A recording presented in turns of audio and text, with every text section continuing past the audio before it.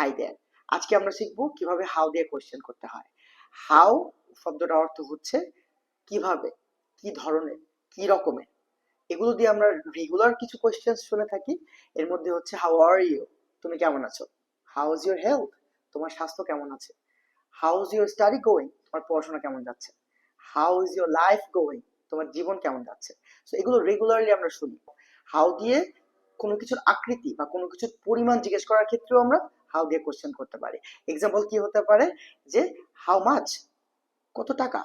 How much is your shirt. How deep, কত গভীর। How deep is the pond.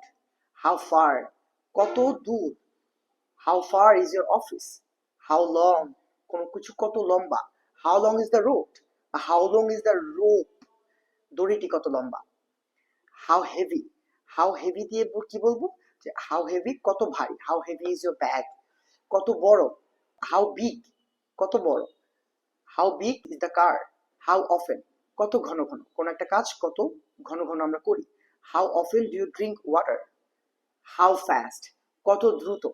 Now it's your task, যে তুমি একটা কমেন্টে লিখে ফেলো একটা এক্সাম্পল। হাউ ফাস্ট, কত দ্রুত দিয়ে একটা এক্সাম্পল কি হতে পারে। Quick. Thank you so much for watching.